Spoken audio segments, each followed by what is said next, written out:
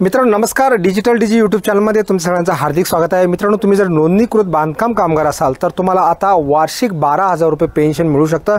या संदर्भातील जी माहिती आहे ती विधान परिषदेमध्ये जे बांधकाम कामगार मंत्री आहेत ॲडव्होकेट आकाश फुंडकर यांनी दिलेली आहे। तुम्हाला माहित असेल की नोंदणीकृत बांधकाम कामगारांना शासनाच्या विविध योजनांचा लाभ मिळतो। यामध्ये मग मुलीच्या लग्नासाठी 51,000 रुपये असेल किंवा घरकुल योजनेसाठी आर्थिक सहाय्य असेल, भांडे योजना असेल, सुरक्षा संच असेल, अशा अनेक प्रकारचा लाभ हा बांधकाम कामगारांना मिळत असतो। यासाठी तुमची बांधकाम कामगार नोंदणी होणं आवश्यक आहे। आता जी नवीन योजना आहे बांधकाम कामगारांना पेन्शन म्हणजेच बांधकाम कामगारांना निवृत्ती वेतन योजना, तर या योजनेचे निकष कसे आहेत, कोणत्या प्रकारच्या बांधकाम कामगारांना हे लाभ मिळणार आहेत, या संदर्भातील सविस्तर माहिती आपण आता या ठिकाणी जाणून घेणार आहोत। त्यामुळे हा व्हिडिओ शेवटपर्यंत नक्की बघा, जेणेकरून तुम्ही जर नोंदणीकृत बांधकाम कामगार असाल तर तुम्ही या योजनेसाठी पात्र आहात का, या संदर्भातील सविस्तर माहिती तुम्हाला या व्हिडिओमध्ये कळू शकेल। तर मित्रांनो या ठिकाणी तुम्ही बघू शकता की ही जी वेबसाईट आहे ही महासंवाद वेबसाईट आहे, शासनाची वेबसाईट आहे। या ठिकाणी बांधकाम कामगारांसाठी निवृत्ती वेतन योजना कामगार मंत्री ॲडव्होकेट आकाश फुंडकर अशा प्रकारची हेडिंग आहे। त्यानंतर महाराष्ट्र इमारत व इतर बांधकाम कामगार कल्याण मंडळाकडे नोंदणीकृत असलेल्या आणि वयाची 60 वर्षे पूर्ण केलेल्या बांधकाम कामगारांना दरवर्षी 12,000 इतके निवृत्ती वेतन देण्यात येणार असल्याची माहिती जे कामगार मंत्री आहेत आकाश फुंडकर साहेब यांनी विधान परिषदेमध्ये दिलेली आहे।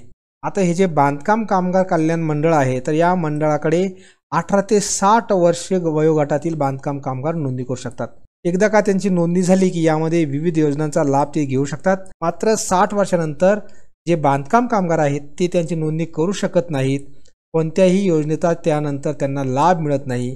आणि याच बाबीचे महत्त्व जे आहे ते लक्षात घेऊन सरकारने बांधकाम कामगार योजनेअंतर्गत निवृत्ती वेतन योजनेची अंमलबजावणी करण्याचा निर्णय घेतला असून आता या अनुषंगाने नोंदणी कालावधीवर आधारित लाभ निश्चित करण्यात आला असल्याचे मंत्री ॲडव्होकेट फुंडकर यांनी सांगितलेले आहे।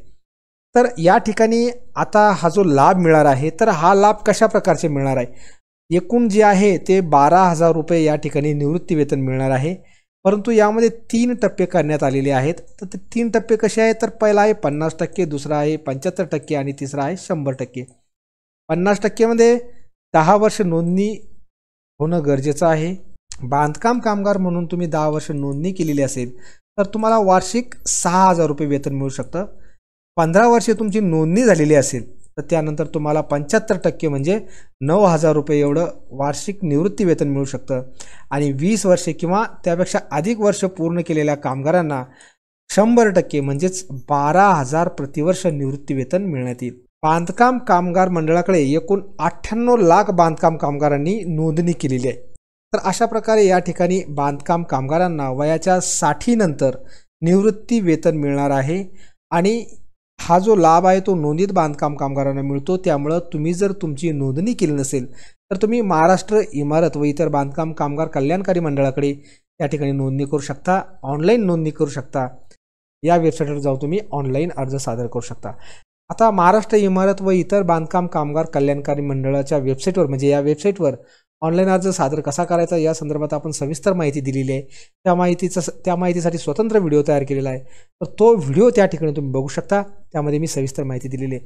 तर अशा पद्धतीने आता या ठिकाणी बांधकाम कामगारांना जे आहे ते 12,000 प्रतिवर्षपर्यंत जे निवृत्ती वेतन आहे ते मिळणार आहे। धन्यवाद।